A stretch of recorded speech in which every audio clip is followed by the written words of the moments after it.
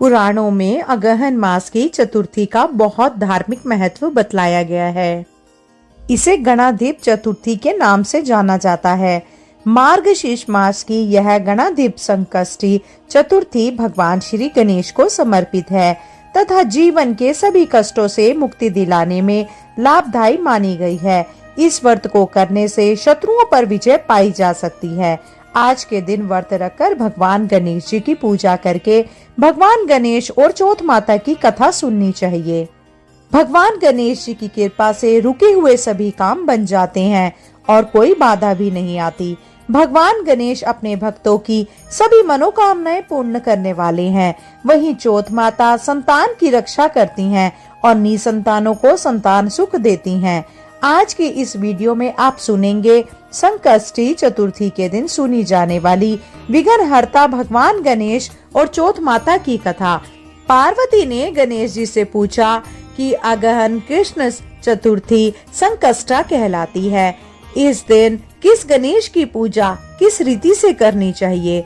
गणेश जी ने उत्तर दिया कि हे हिमालय नंदिनी, अगहन में पूर्वोक्त रीति से गजानन नामक गणेश की पूजा करनी चाहिए। पूजन के बाद अर्घ देना चाहिए।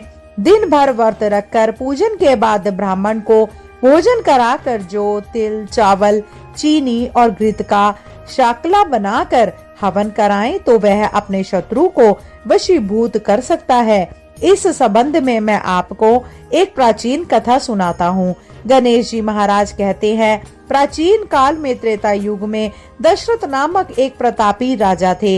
वे राजा आखेट प्रिय थे। एक बार अनजाने में ही उन्होंने एक श्रवण कुमार नामक ब्राह्मण का आखेट में वध कर दिया। उस ब्राह्मण के अंधे माँ बाप ने राजा को श्राप दिया कि जिस प्रकार हम लोग पुत्र शोक में मर रहे हैं उसी भांति तुम्हारा भी पुत्र शोक में मरण होगा। इससे राजा बहुत चिंतित हुआ और उन्होंने पुत्रेष्टि यज्ञ कराया। फलस्वरूप जगदीश्वर ने राम रूप में अवतार लिया।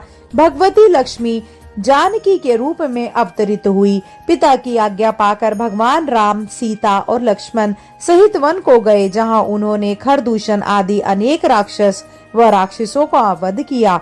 इससे क्रोधित होकर रावण ने सीता जी का अपहरण कर दिया और सीता जी की खोज में भगवान राम ने पंचवटी का त्याग कर दिया और ऋष्यमुख पर्वत पर पहुंचकर सुग्रीव के साथ मैत्री की। तत्पश्चात सीता जी की खोज में हनुमान आदि वानर तत्पर हुए। ढूंढते ढूंढते वानरों ने गिद्धराज संपाति को देखा। इन वानरों को देखकर संपाति ने पूछा कि तुम सब कौन हो और इस वन में कैसे आए हो? तुम्हें किसने भेजा है? यहाँ पर तुम्हारा आना किस प्रकार हुआ है? संपाति की बात सुनकर वानरों ने उत्तर दिया कि भगवान विष्णु के अवतार दशरथ नंदन राम जी, सीता जी और लक्ष्मण जी के साथ दंडक वन में आए हैं। वहाँ पर उनकी पत्नी सीता जी का अपहरण कर लिया गया है। हे मित्र, इस बात को हम लोग नहीं जानते कि सीता जी कहाँ हैं। उनकी बात सुनकर संपाति ने कहा कि तुम सब रामचंद्र के सेवक होने के नाते हमारे मित्र हो। जानकी जी का जिसने हरण किया है और वह जिस स्थान पर है वह मुझे मालूम है। सीता जी के लिए मेरा छोटा भाई जटायु अपने प्राण गंवा चुका है। यहाँ से थोड़ी ही दूरी पर समुद्र है और समुद्र के उस पार राक्षस नगरी है। वहाँ अशोक के पेड़ के नीचे सीता जी बैठी हुई हैं। रावण द्वारा अपहरण सीता जी अभी सो मुझे दिखाई दे रही हैं। मैं आपसे सत्य कह रहा हूँ कि सभी वानरों में हनुमान जी अत्यंत पराक्रमशाली हैं, अतः उन्हें वहां जाना चाहिए। केवल हनुमान जी ही अपने पराक्रम से समुद्र लांघ सकते हैं, अन्य कोई भी इस कार्य में समर्थ नहीं है। संपाति की बात सुनकर हनुमान जी ने पूछा कि हे संपाति, इस विशाल समुद्र को मैं किस प्रकार पार कर सकता हूँ? जब हमारे सब वानर उस पार जाने में असमर्थ हैं, तो मैं ही अकेला कैसे पार कर सकता हूँ? हनुमान जी की बात सुनकर संपाति ने उत्तर दिया, हे मित्र, आप संकट नाशक गणेश चतुर्थी का व्रत कीजिए। उस व्रत के प्रभाव से आप समुद्र को क्षण भर में पार कर लेंगे। संपाति के आदेश से संकट चतुर्थी के उत्तम व्रत को हनुमान जी ने किया। हे देवी, इसके प्रभाव से हनुमान जी क्षण भर में समुद्र को लांघ गए। इस लोक में इनके समान सुखदायक कोई दूसरा व्रत नहीं है। श्री कृष्ण जी कहते हैं कि हे महाराज युधिष्ठिर, आप भी इस व्रत को कीजिए। इस व्रत के प्रभाव से आप क्षण भर में अपने शत्रुओं को जीतकर संपूर्ण राज्य के अधिकारी बनेंगे। भगवान कृष्ण का वचन सुनकर युधिष्ठिर ने गणेश चतुर्थी का व्रत किया। इस व्रत के प्रभाव से वे अपने शत्रुओं को जीतकर राज्य के अधिकारी बन गए। बोलो गणपति महाराज की जय। श्रोताओं, आइए अब श्रवण करते हैं गणेश चतुर्थी की दूसरी कथा। एक गांव में एक सेठ और सेठानी रहते थे। उनके एक बेटा और बहू थे। बहू सबको भोजन करा के फिर स्वयं भोजन करती थी। एक पड़ोसन ऐसी भी थी जो रोज पूछती थी कि बहू आज क्या बनाया। बहू कहती थी ठंडो बासी। एक दिन उसके पति ने ऐसा सुनकर विचार किया कि आज तो पकवान बनाए जाए, फिर देखे कि मेरी पत्नी क्या कहती है। उसने तरह तरह के पकवान बनाए और घर के सभी लोगों के साथ बैठकर भोजन किया। आज भी पड़ोसन ने पूछा तो बहू ने कहा ठंडो बासी। सेठ के लड़के ने सोचा हो ना हो कोई बात अवश्य है जिससे मेरी पत्नी ऐसा कहती है। उसने अपनी पत्नी से पूछा तुम रोज ठंडो बासी खाया ऐसा क्यों कहती हो, जबकि हम सब ने एक साथ बैठकर कई तरह के पकवान खाए हैं। तब उसकी पत्नी बोली हम लोग जो भी कुछ खा रहे हैं वह आपके बुजुर्गों की कमाई है। जिस दिन आप कमा कर लाओगे उस दिन मैं समझूंगी कि ताजा भोजन कर रही हूँ। अब एक दिन लड़के ने माँ से कहा कि मैं एक बड़े शहर में कमाई करने जा रहा हूँ। माँ बोली बेटा आपके पास इतना धन है कि कितना भी खाओ खत्म नहीं होगा। माँ के मना करने पर भी बेटे ने स्वयं कमाने का दृढ़ निश्चय कर लिया और जाते समय पत्नी से कहा कि मैं जब तक कमा कर बहुत सारा धन लेकर ना आ जाऊं तुम चूल्हे की आग मत बुझने देना। एक दिन चूल्हे की आग बुझ गई तो वह मन ही मन घबरा गई। उसने सोचा मेरे पति पर कोई संकट ना आ गया हो। जल्दी से पड़ोस में जाकर चूल्हे में आग डालने का विचार करने लगी। वहाँ पड़ोसन चौथ माता का व्रत पूजन कर रही थी। पड़ोसन ने कहा थोड़ी देर में आकर आग ले जाना।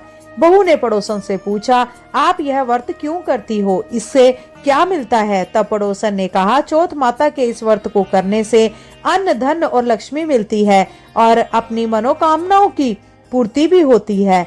अब बहू भी चौथ माता का व्रत करने लगी। दीवार पर चौथ माता बनाई। उस दिन घी और गुड़ का चूरमा बनाकर रात्रि को चंद्रमा को अर्घ देकर भोजन करती है। ऐसा करते करते बहुत दिन व्यतीत हो गए। चौथ माता ने उस बहू के पति को सपना दिया कि साहूकार का बेटा तू जाग रहा है या सो रहा है, तेरी पत्नी बहुत तुझे याद कर रही है। घर जाकर उसकी चिंता मिटा, तू दुकान खोलकर बैठ जाना, आज तेरा हिसाब किताब चुकता हो जाएगा। अब तो चौथ माता ने जैसा कहा था वैसा ही हुआ। उसने घर जाने की तैयारी की और गाड़ी भरकर धन दौलत लेकर चल दिया। रास्ते में एक बड़ा सा नाग फन फैलाए बैठा था और कहने लगा आज तो मैं तुझे डसूंगा, छोड़ूंगा नहीं, आज तेरी आयु पूरी हो गई है। सेठ के लड़के ने सांप से कहा कि आज चौथ माता ने मुझे सपना दिखाया तो मैं अपनी पत्नी से मिलने घर जा रहा हूँ।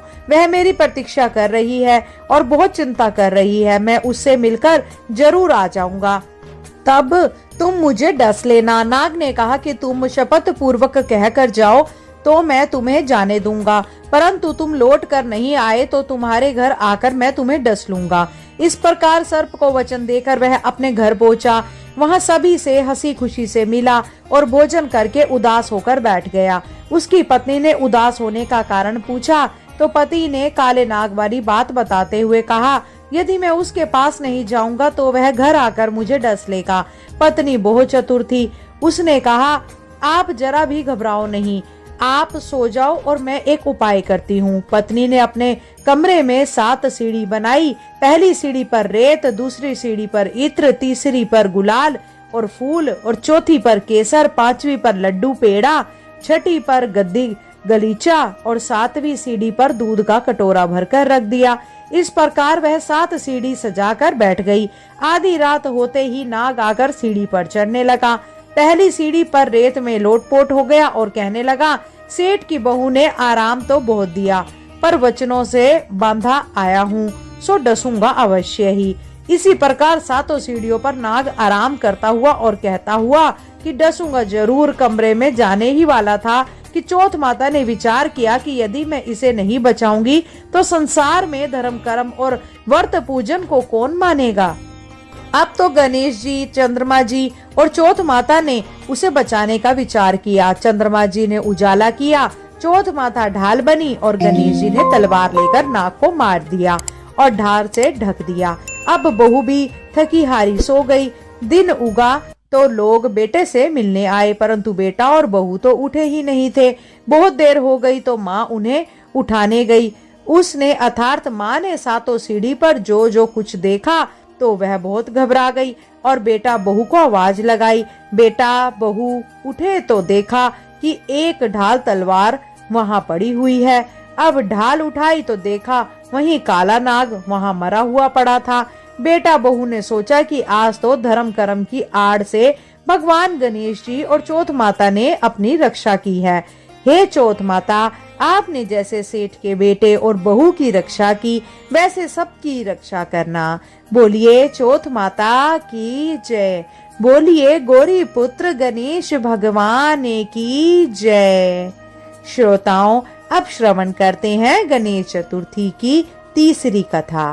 भगवान श्री कार्तिकेय जी शिव और पार्वती के पुत्र हैं और सदैव बालक रूप में ही रहते हैं, परंतु उनके इस बालक स्वरूप का भी एक रहस्य है।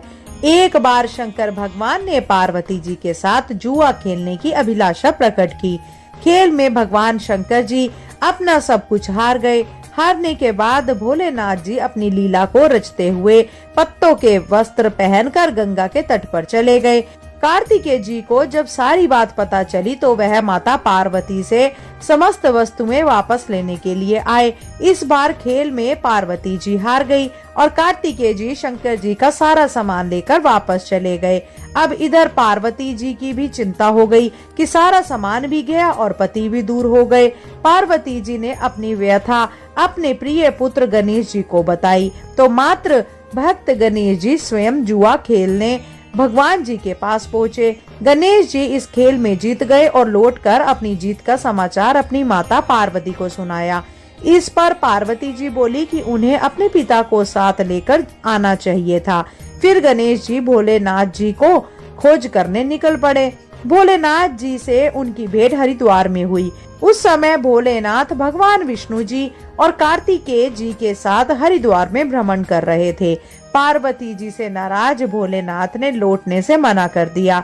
भोलेनाथ जी के भक्त रावण ने गणेश जी के वाहन मूषक को बिल्ली का रूप धारण करके डरा दिया।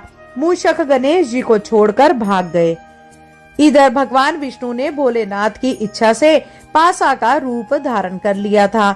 गणेश जी ने माता के उदास होने की बात भोलेनाथ जी को कह सुनाई। इस पर भोलेनाथ जी बोले कि हमने नया पासा बनवाया है, अगर तुम्हारी माता पुनः खेल खेलने को सहमत हो जाए तो मैं वापस चल सकूंगा।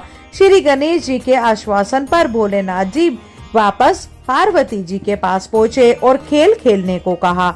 इस पर पार्वती जी हंस पड़ी और बोली, अभी आपके पास क्या चीज है जिससे खेल खेला जाएगा। यह सुनकर भोलेनाथ जी चुप हो गए। इस पर नारद जी ने अपनी वाणी आदि सामग्री उन्हें दी और इस खेल में भोलेनाथ जी हर बार जीतते रहे। बार बार पैसा फेंकने के बाद गणेश जी समझ गए और उन्होंने भगवान विष्णु के पासा रूप धारण करने का रहस्य माता पार्वती जी को बता दिया। सारी बात सुनकर पार्वती जी को क्रोध आ गया और रावण ने माता को समझाने का प्रयास किया, पर उनका क्रोध शांत नहीं हुआ और क्रोध में उन्होंने भोलेनाथ जी को श्राप दे दिया कि गंगा की धारा का बोझ उनके सिर पर रहेगा। नारद जी को कभी एक स्थान पर न टिकने का अभिशाप मिला। भगवान विष्णु जी को श्राप दिया कि यही रावण तुम्हारा शत्रु होगा तथा रावण को श्राप दिया कि विष्णु ही तुम्हारा विनाश करेंगे। कार्तिकेय जी को भी माता पार्वती जी ने कभी जवान न होने का श्राप दिया। इस पर सर्वजन चिंतित हो उठे। तब नारद जी ने अपनी विनोदपूर्ण बातों से माता का क्रोध शांत किया तो माता ने उन्हें वरदान मांगने को कहा। नारद जी बोले कि आप सभी को वरदान दे तभी मैं वरदान लूंगा। पार्वती जी सहमत हो गई। तब भगवान शंकर जी ने कार्तिक शुक्ल के दिन जुए में विजय रहने वालों को वर्ष भर विजय बनने का वरदान मांगा। भगवान विष्णु जी ने अपने प्रत्येक छोटे बड़े कार्य में सफलता का वरदान मांगा, परंतु कार्तिकेय जी ने सदा बालक रहने का वरदान मांगा और कहा, मुझे विषय वासना का संसर्ग ना हो और सदा भगवती का स्मरण रहे। अंत में नारद जी ने देवर्षि होने का वरदान मांगा। माता पार्वती जी ने रावण को समस्त वेदों की सुविस्तृत व्याख्या देते हुए सबके लिए तथास्तु कहा। कार्तिकेय जी के जन्म से पहले जब तारकासुर के अत्याचार से सभी देवता पीड़ित थे, तभी भगवान शंकर जी ने पार्वती जी का पाणी ग्रहण किया था और तब 6 मुख वाले कार्तिकेय जी का जन्म हुआ था। उन्होंने ही तारकासुर का वध किया था। बोलिए गणपति महाराज की जय। एक बार पार्वती जी ने गणेश जी से पूछा, हे पुत्र, गणेश चतुर्थी को संकट नाशक चतुर्थी कहा गया है, अतः उस दिन का व्रत किस प्रकार किया जाता है और उसकी कथा क्या है, मुझे समझा कर कहिए। गणेश जी ने कहा कि हे माता, गणेश चतुर्थी सब संकटों का नाश करने वाली है, विविध फलदायक एवं संपूर्ण इच्छाएं पूरी करने वाली है। श्री कृष्ण जी कहते हैं कि हे युधिष्ठिर, पुत्र की ऐसी बात सुनकर पार्वती जी ने उनसे पूछा, आहार एवं पूजन में क्या विशेषता है, उसे कहिए। तब गणेश जी माता पार्वती को बहुत ही दुर्लभ कथा सुनाते हैं। पूर्व काल में नल नामक एक पुण्य आत्मा और यशस्वी राजा हुए। उनकी रूपशालिनी रानी दमयंती नाम से प्रसिद्ध थी। एक बार उन्हें श्रापग्रस्त होकर राज्य छोड़ना पड़ा और रानी के वियोग में कष्ट सहन करना पड़ा। तब उनकी रानी दमयंती ने इस सर्वोत्तम व्रत को किया। पार्वती जी ने पूछा, हे पुत्र, दमयंती ने किस विधि से इस व्रत को किया और किस प्रकार व्रत के प्रभाव से 3 महीनों के अंदर ही उन्हें अपने पति से मिलने का सहयोग प्राप्त हुआ, इन सब बातों को आप मुझे बतलाइए। श्री कृष्ण जी ने कहा, हे युधिष्ठिर, पार्वती जी के ऐसा पूछने पर बुद्धि के भंडार गणेश जी ने जैसा उत्तर दिया उसे मैं कह रहा हूँ, आप भी सुनिए। श्री गणेश जी कहते हैं कि हे माता, राजा नल को बड़ी बड़ी आपदाओं का सामना करना पड़ा। हाथी खाने से हाथी और घुड़साल से घोड़े का अपहरण हो गया। डाकुओं ने राजकोष लूट लिया और अग्नि की ज्वालाओं से घिरकर उनका माल भस्म हो गया। राज्य को नष्ट करने वाले मंत्री लोगों ने भी साथ छोड़ दिया। राजा जुए में सब कुछ गवा बैठे और उनकी राजधानी भी उनके हाथ से निकल गई। सभी ओर से निराश और असहाय होकर राजा नल वन में चले गए। वन में रहते समय उन्हें दमयंती के साथ अनेक कष्ट सहन करने पड़े। इतना होते हुए भी उनका रानी से वियोग हो गया। तत्पश्चात राजा किसी नगर में भिक्षाटन करने लगे, रानी किसी दूसरे नगर में रहने लगी और राजकुमार अन्यंत्र नौकरी करने लगा। जो किसी समय राजा रानी राजपुत्र कहे जाते थे, वही अब भिक्षा मांगने लगे। तरह तरह के लोगों से पीड़ित होकर, एक दूसरे से अलग होकर कर्म फल को भोगते हुए दिन बिताने लगे। एक समय की बात है कि वन में भटकती हुई दमयंती ने महर्षि सरभंग के दर्शन किए। उसने उनके पैरों पर नतमस्तक होकर हाथ जोड़कर कहा कि हे ऋषिराज, मेरा अपने पति से कब मिलन होगा? किस उपाय से मुझे हाथी घोड़ों से युक्त घनी आबादी वाली नगरी मिलेगी? मेरा भाग्य कब लौटेगा? हे मुनिवर, आप निश्चित रूप से बतलाइए। श्री गणेश जी कहते हैं कि दमयंती का यह उत्तम प्रश्न पूछकर सरभंग मुनि ने कहा, हे दमयंती, मैं तुम्हारे कल्याण की बात बता रहा हूँ, उसे ध्यान पूर्वक सुनो। इससे सब संकट का नाश होता है। यह सब कामनाएं पूर्ण करने वाला एवं शुभदायक है। अगहन मास की चतुर्थी संकट नाशक कही गई है। इस तिथि को नर नारियों को गजानन की पूजा करनी चाहिए। विधि पूर्वक व्रत एवं पूजन करने से तुम्हारी संपूर्ण इच्छाएं पूर्ण होगी। 7 महीनों के अंदर ही तुम्हारा पति से मिलन होगा। यह बात मैं निश्चय पूर्वक कहता हूँ। गणेश जी कहते हैं कि सरभंग मुनि का ऐसा आदेश पाकर दमयंती ने संकट चतुर्थी व्रत प्रारंभ किया और तभी से लगातार प्रतिमा से गणेश जी की पूजा करने लगी। 7 ही महीने में राजन इस उत्तम व्रत को करने से उसे पति, राज्य, पुत्र और पूर्वकालीन वैभव आदि की प्राप्ति हो गई। श्री कृष्ण जी कहते हैं, हे युधिष्ठिर, इसी प्रकार इस व्रत को करने से आपको भी राज्य की प्राप्ति होगी और आपके सभी शत्रुओं का नाश होगा। यह निश्चय है हे राजन, इस प्रकार मैंने सभी व्रतों में उत्तम व्रत का वर्णन किया है। यह सब संकट का नाश करता हुआ आपके भाग्य की वृद्धि करेगा। बोलिए श्री गणेश भगवान की जय। बोलिए श्री राधा कृष्ण भगवान की जय। आइए अब श्रवण करते हैं अंत में सभी मनोकामनाओं को पूर्ण करने वाली गणेश जी की कथा का। एक समय की बात है कि एक भाई बहन रहते थे। बहन का नियम था कि वह अपने भाई का चेहरा देखकर ही खाना खाती थी। हर रोज वह सुबह उठती थी और जल्दी जल्दी सारा काम करके अपने भाई का मुख देखने के लिए उसके घर जाती थी। एक दिन रास्ते में एक पीपल के नीचे गणेश जी की मूर्ति रखी थी। उसने भगवान के सामने हाथ जोड़कर कहा कि मेरे जैसा अमर सुहाग और मेरे जैसा अमर पति सबको दीजिए। यह कहकर वह आगे बढ़ जाती। जंगल की झाड़ियों के कांटे उसके पैरों में चुभा करते थे। एक दिन वह भाई के घर पहुंची तो भाई का मुख देखकर बैठ गई। तो भाभी ने पूछा कि पैरों में क्या हो गया है। यह सुनकर उसने भाभी को जवाब दिया कि रास्ते में जंगल की झाड़ियों के घिरे हुए कांटे पाँव में चुभ गए हैं। जब वह वापस अपने घर चली गई तब भाभी ने अपने पति से कहा कि रास्ते को साफ करवा दो, आपके बहन के पाँव में बहुत सारे कांटे चुभ गए हैं। भाई ने तब कुल्हाड़ी लेकर सारी झाड़ियों को काटकर रास्ता साफ कर दिया, जिससे गणेश जी का भी स्थान वहां से हट गया। यह देखकर भगवान गुस्सा हो गए और उसके भाई के प्राण हर लिए। लोग अंतिम संस्कार के लिए जब भाई को ले जा रहे थे तब उसकी भाभी रोते हुए लोगों से कहने लगी कि थोड़ी देर रुक जाओ, उसकी बहन आने वाली है। वह अपने भाई का मुख देखे बिना नहीं रह सकती है, उसका यह नियम है। तब लोगों ने कहा कि आज तो देख लेगी पर कल कैसे देखेगी। रोज के दिन की तरह बहन अपने भाई का मुख देखने के लिए जंगल से निकली। तब जंगल में उसने देखा कि सारा रास्ता साफ किया हुआ है। जब वह आगे बढ़ी तो उसने देखा कि सिद्धि विनायक को भी वहां से हटा दिया गया है। तब उसने जाने से पहले गणेश जी को एक अच्छे स्थान पर रखकर उन्हें स्थान दिया और हाथ जोड़कर बोली कि भगवान मेरे जैसा अमर सुहाग और मेरे जैसा अमर पति सबको देना।